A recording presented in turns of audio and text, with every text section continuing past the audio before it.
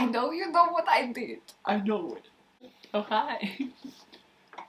I haven't done this in a while. You look lost, but I think we just found you. Yeah, that used to be my intro. Hi. Now I just say hi, eaters. I can see how you are gonna see this as cheating.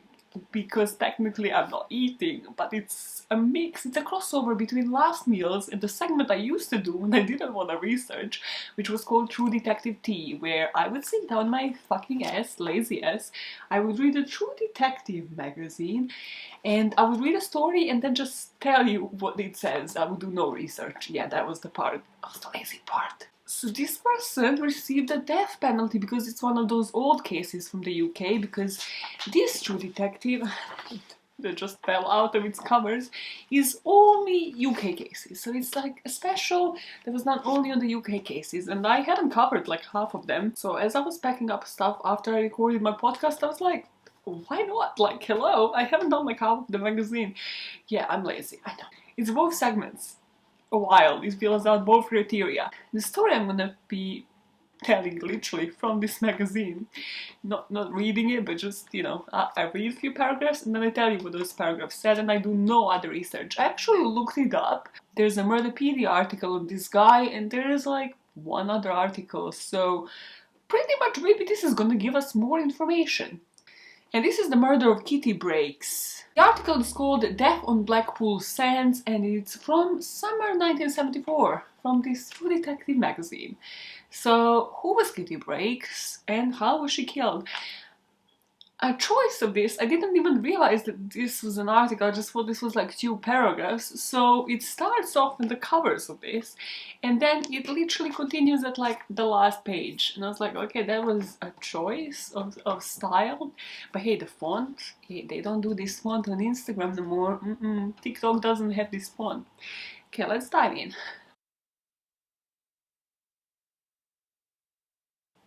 So the introduction character tells us that describes Kitty Breaks as an attractive young woman who was one of those people that had like, you know, was brunette but had blue eyes, so she would stand out in public. And she was slim and very attractive to men, but then it takes the whole paragraph for us to just get what can fit really into a couple of words, and that is that she didn't really choose the decent man. Yeah. They were of dubious character, as this article says, or, you know, she wasn't like really street smart when it comes to that. Yeah, that was it. That could have been done in one line. I always judge them on the writing, you know, because I'm such a successful journalist.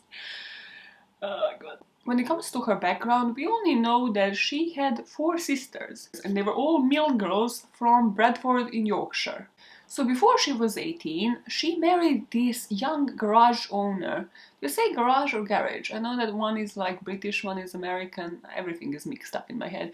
So this garage owner from Bridlington. And she went on to search for a better life, she went on to search for a better job. So she moved with her husband outside of the Bradford, Yorkshire. However, the marriage didn't last. They actually got divorced only after 4 months, and she returned home. So it's literally mid-sentence, it says we are picking up in 1919 while at the dance, and she met, who did she meet? We need to go back to this fucking page, the back of this now destroyed magazine, to find the fuck out. So who did she meet? She met this good-looking former officer who served in the 4th Royal North Lancashire Regiment. His name is Frederick Raphael Holt. What do we know about him? He's 31. He's tall and debonair. I'm so fed up with being a fucking immigrant. So done.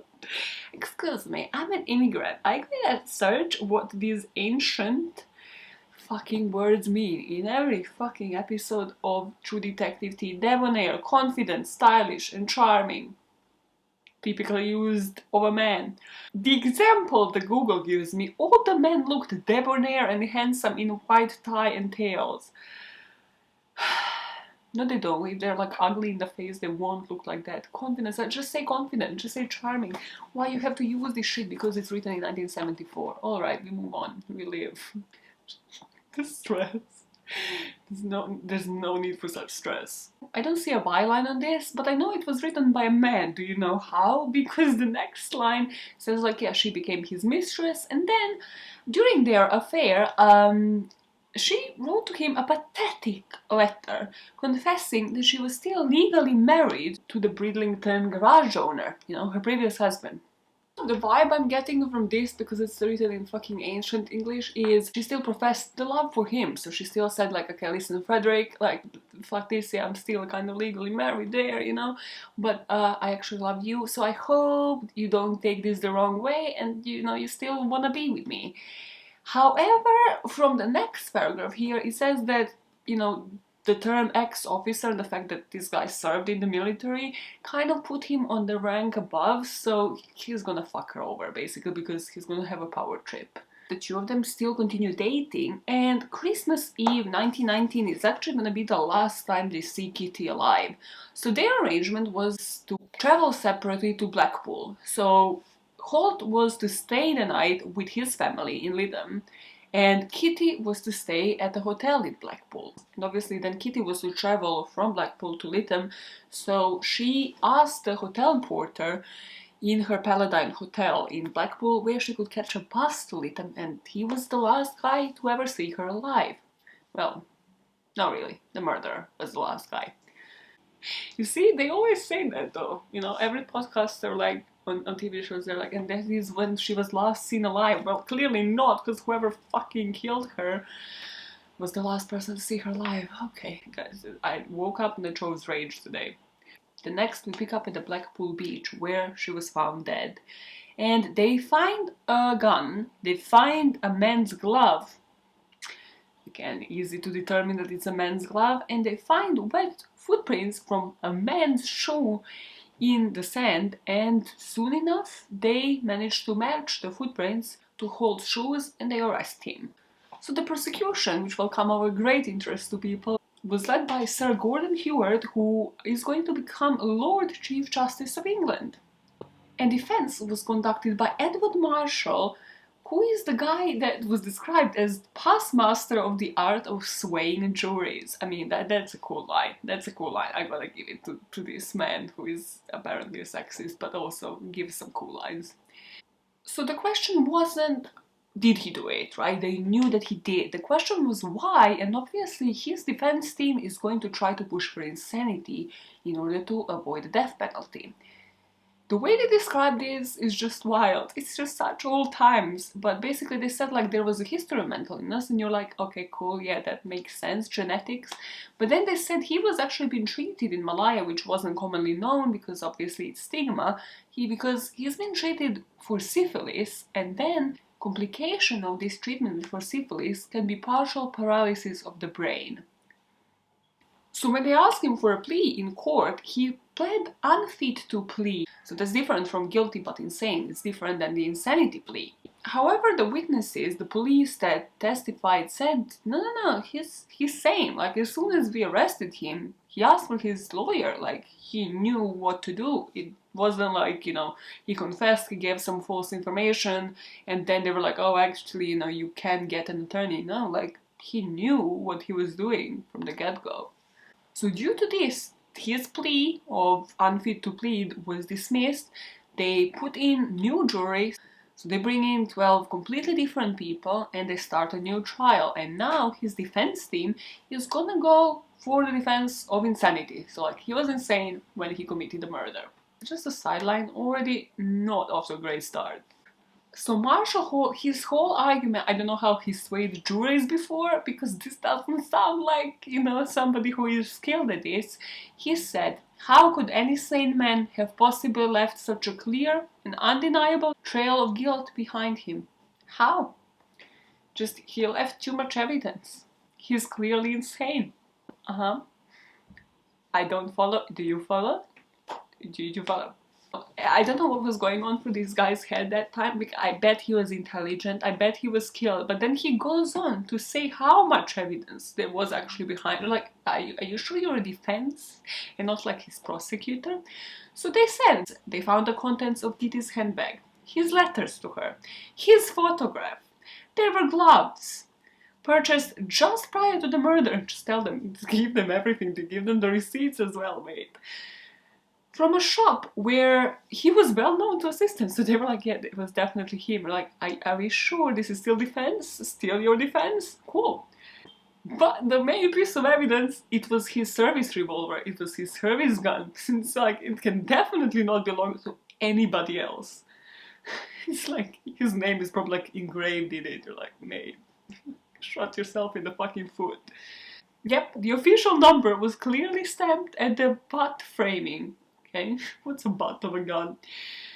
I'm dumb, sorry. So Marshall Hall says, who but a lunatic would have left the scene without picking up a single item among this list, all of them that are damning evidence. So their sequence of events is this guy served in France, right? He came back, he was already liable because of, I don't know, PTSD or whatever.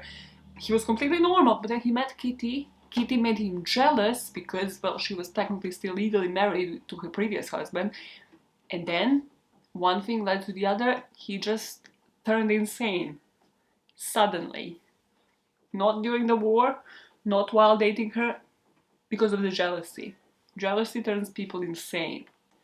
Facts. So Marshall tried to sway the jury by painting a touching picture of a shell-shocked, harassed veteran, finding solace with a woman he loved, but being so unnerved by his feelings, especially when learning of other men in Kitty's life. Then in a brainstorm, he shot her. In a brainstorm. You know how, like, you and me, we just sit down, we brainstorm, and then we post that content online?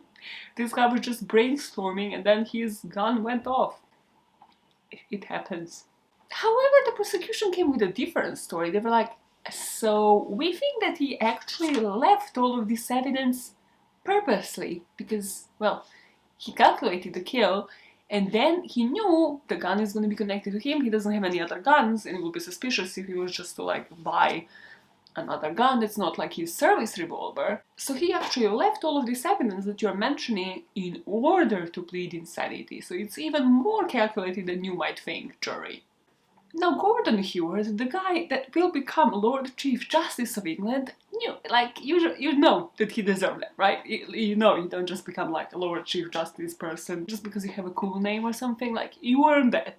So this guy actually manages to prove that months before he killed Kitty, he was actually trying to insure her life. Oh yeah, the money, one of the main fucking motives of everything. So he was trying to insure her for £10,000. However, the insurance agency refused because she actually said she believed her ex-husband to be dead or missing in the war. However, he stayed persistent. He went from like different agencies, but most of them refused to insure him for that amount of money because it's bad to say, but she wasn't worth that much. Like she was penniless at the time, and that's what they were basing it off. Finally, he found a place where he managed to insure her life to £5,000. And the solicitor is going to prove in court that actually on December 23rd, just before leaving Bradford, Kitty is going to actually write up a will, and she's gonna leave him everything except from like £200 that she left for her sister. So this badass prosecutor that definitely knew what he was doing, he contacted the insurance companies, the banks. Because obviously where the money is the motive, these dumbasses don't realize that they leave a trail and that they usually like broke and in debt and desperately need that money and that can be proven like by their bank accounts, that little thing. So he managed to prove that this was more than calculated, like he was overdrawn in all of his bank accounts. And this was then a slam dunk because there's a motive and then there's a calculation. Like, you were just not insane. Like, she literally wrote you up a will a day before she was to disappear. And as this person kind of went freelance here, just like how I do when I comment on these, this was not a crime of passion. Like, there was no, like, jealousy, there was no, like, remorse, no some love was shown that you're like, oh my god, I killed her, like I couldn't live without her, she was still with this other guy. Like, that was not what was happening here. This was just calculated from start to finish. His defense lawyer, and I'm like, this is such a missed opportunity. I mean, I bet they didn't make these freaking available, because I just checked Murderpedia, it wasn't there. But Marshall Hall, the defense lawyer, actually decides to raise the emotional temperature, according to this article, by reading aloud some love letters from Hall to Kitty to sort of like make him seem like a human, like, you know, he isn't just possessed by greed and wants money, which is how everybody is perceiving him right now, right? They don't include the letters. This breaks my heart. This just breaks me. What existed at the time, and I'm not sure if it exists now, but it kind of seems logical that it does, was something that was called McNaughton rules, or McNaughton rules. I don't know why I just pronounced it like it's a fucking German word, but sure. Those were the rules that the courts had to adhere to when proving legal insanity. And they would state that the accused had to be suffering from a defect of reason so as not to know the nature and quality of the act he was doing, or if he did know it, that he did not know he was doing wrong. Well, that's the kicker in this case, because, well, everything that I have just exposed kind of proves that he knew straight up from the beginning that he was doing the wrong thing, and he was just calculating it step by step, all the way, up until the last minute. Also, I love how obviously, like, his alternative was to go to Broadmoor, and I love how people actually wanted to go to Broadmoor at a certain point in life. Like, I don't know, did they not know because it was just broadcast in newspapers? Like, who went to Broadmoor? It was like the worst of the worst, like the next level insane, except from like the Silent Twins. I never will understand why people actually wanted to go to Broadmoor. I mean, I guess it was a better option than, you know, having a death penalty and ending your life shortly, but is it? Listen, I have a weird relationship with death. Okay, that's a story for another time. So the jury found him coldly sane and brought a plain verdict of guilty. Of course, Marshall Hall wasn't stopping there. He started to appeal for his client, and he put up a strong argument, saying that although a man might know a difference between right and wrong, he may commit a wrongful act because mental illness deprives him of the will to resist it. Cool, but we never proved the mental illness part, sir. And he may appear to be normal, but is in fact in the grip of hidden forces. Basically, he was never diagnosed with a mental illness, so he's describing his mental illness as hidden forces. Apparently, this was supported by expert medical opinion, but you can't find shit on that. Or I mean, I didn't look, you know, the part where I just read what's here.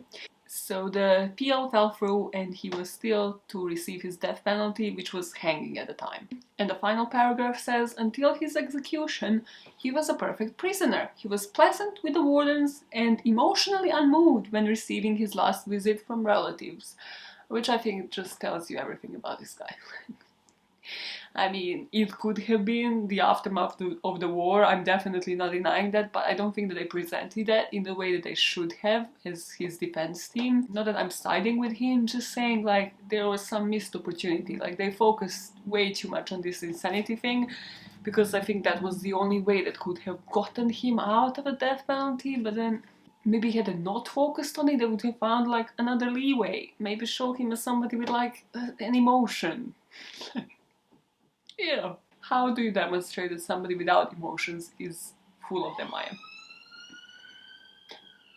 In the last moments of his life, he walked from his cell to the gallows on April the 13th, 1920.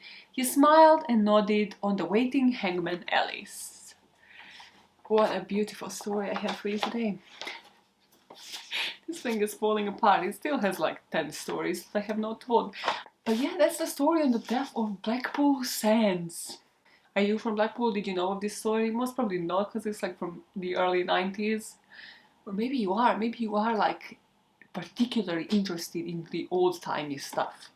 Which I would completely understand. I have just been researching and recording actually tonight the podcast for The Real Women of Chicago. You know, the musical, well, and the previous stories preceding the musical. So you can listen to that on my other channel, by all means necessary podcast, because that's another wild story, and it's another old-timey thing, so everything is just exaggerated, kind of like it is in this article. And you know, a story that can technically be one paragraph is like 3 pages long. So that's my summary of old-timey murders. It's like all dramatized, or it's made into like dramatic musicals, or it's like a 3 pages article of literally like zero information. Love it. That's why I'm here, to tell you exactly that, to summarize it in like 15 minutes. So I'm gonna go. And you let me know, do you want any other stories from this baby, or do you just want me to stick to actually eating last meals and telling you that? I know, I'm lazy sometimes, and I just saw it and I was like, this is it, this is the opportunity. I started researching 2 cases for last meals this week, and both of them fell through. One didn't have enough information, the other one was like, had some background information where I had to like understand like 20 years in history, and I was like, I'm lost. But you found me and I found you. Cool. So have a nice weekend, and I'll see you shortly. When is this coming out? You didn't decide on that. No, nothing is decided in your head. I'm lost. I'm lost in case, I'm lost in space. But bye, eaters. And until next time, make good decisions. So I leave you to enjoy your day and the weekend, or whatever days are coming after this one. You're probably as lost in time as I am, and I will see you guys for the next video. I know, right? Until then. Why do you have to have the ouch? Why do you need an ouch? I have it. I have it. I think I have it. Until then, keep using true crime knowledge as your advantage. No, that's not it. That's it. Bye.